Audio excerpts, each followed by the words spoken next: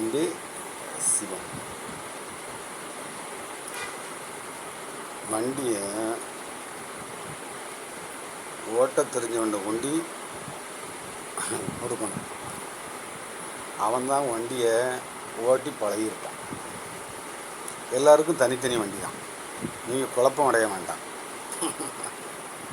அப்போ எல்லார் வண்டியும் இந்த தனித்தனி வண்டி தனியாக தான், அந்த வண்டி வந்துச்சு தனியாக தான் போகணும், தனியாக தான் வந்துச்சு தனியாக தான் போகணும். கூட்டமாகவோ இந்த இது சேர்ந்தெல்லாம் யார் கூடயும் சேர்ந்து போக முடியாது. இப்போ போகிறதுக்கு முன்னால் இந்த வண்டியை யார் செஞ்சா அவங்ககிட்ட கொடுக்கணும். கொடுத்தா தான் இந்த வண்டியை சரிப்படுத்த முடியும். அப்போ இந்த வண்டியை ஒருத்தன் ஓட்டி பழகியிருப்பான்.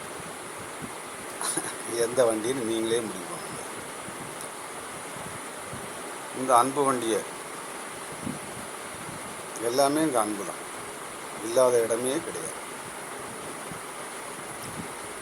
அந்த அன்பு வண்டியை ஓட்டிக்கிட்டு இருக்கவனை தான் நீங்கள் பார்த்துக்கிட்டே இருக்கீங்க. அதனால் வண்டியை ஓட்ட தெரிஞ்சவன்ட்ட வண்டியை கொடுங்க. வண்டியை அவன் ஓட்டி பழகியிருப்பான். அப்போ அந்த வண்டி ரெகுலரான வண்டி, அன்பு வண்டி, ரெகுலரான நிலையான வண்டி. இந்த வண்டியை ஓட்டுறதுக்கு தான் இந்த பிறவியே கொடுத்துருக்கான். இந்த வண்டியை ஓட்டணும்னா வண்டியை ஓட்ட தெரிஞ்சுட்டு கொடுத்துடணும். கொடுத்துட்டு நம்ம வேலை முடிஞ்சிடுச்சு. நம்ம வேலை முடிஞ்சிட்டு இந்த வண்டிக்கு நமக்கும் சம்பந்தம் இல்லை. அந்த மாதிரி போனால் தான் இந்த வண்டியை நம்ம தெரிஞ்சுக்கணும். அப்போ தான் எல்லாத்தையும் உடனே கிடைக்குமான்னா எல்லாத்தையும் திறக்கணும். எல்லாத்தையும் திறக்கணும்னா தன்னால் முடியுமான்னா முடியாது. திறந்தவனால தான் முடியும் திறக்கிறதுக்கு.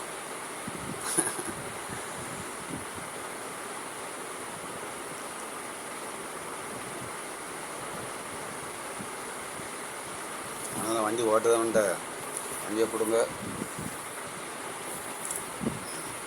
லேசாக ஏதோ கொஞ்சம் படுத்துருந்தேன், அதனால் இருந்துச்சு லைட்டாக. அதுக்கு அந்த வண்டி வந்து நிலையான வண்டி. மனிதன் அப்படின்னாலே நிலையான வண்டி. இந்த வண்டி நிலையான இடத்துக்கு போய் சேரணும். நிலையான இடத்துக்கு போய் சேரணும்னா இறப்பை அறுத்துடணும். அறுத்துட்டா பிறக்க மாட்டோம்.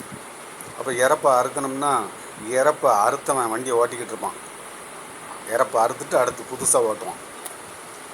அப்போ தான் அந்த புதுசு ரெண்டாவது பிறவி. புத்தன் அங்கே எல்லாருமே புத்தன் தான் தெரிஞ்சா. புத்தன்னா தனியான்னு இல்லை, சத்தியத்தை யார் தெரியாமல் அவங்க பேர் புத்தன்.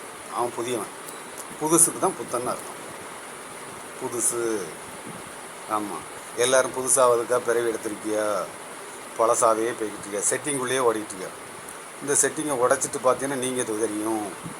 நீங்கள் தெரிஞ்சுன்னா தன்னை தெரிஞ்சுட்டுனா சத்தியத்தை தெரிஞ்சுட்டுனா அன்பு தெரிஞ்சுட்டுனா எல்லாரையும் தெரிஞ்சுட்டுனா எல்லாரும் நான் தான். எல்லாருக்குள்ளேயும் அன்பு இருக்குது. எல்லாரையும் அன்பை மலர வச்சுருவோம். அந்த ஒரு சிந்தனையை தவிர இவன்ட வேறு எதுவும் இருக்காது. இவன் அந்த வண்டி கூடயே பயணம் பண்ணியிருப்பான். அந்த வண்டி மட்டும்தான் இவனுக்கு வேலை, வேறு வண்டி கிடையாது. எனக்கு வேறு வண்டியில் வேலை கிடையாது.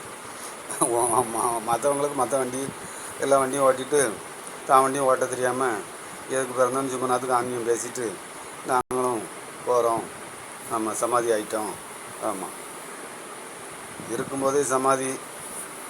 அதனால் வண்டி எல்லோரும் இந்த வண்டி தான் ஓட்ட வந்தியா. அதனால் வண்டியை ஓட்டுங்க. துன்பம் பிரச்சனையெல்லாம் அடித்து உடச்சிடலாம்.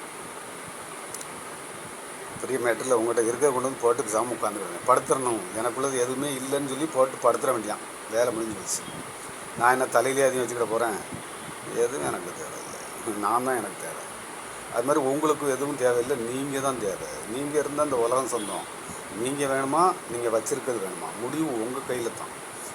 எதுவுமே கட்டாயம் இல்லை. ஏன்னா யாருக்கு கிடைக்கணும்னு இருக்கோ அவன் தான் போவான். ஏன்னா இது சத்தியமானது, இது சத்தியம். சும்மா கோயிலில் எங்கேயா போய் உட்காந்துக்கிட்டு ஒரு நாள் அங்கே போனாங்க. ஒரிஜினலாக தான் காணும். என்றும் அன்புடன் ஞானி மூழ்கினாதான். அன்பே சிவம். என்றும் அன்புடன்.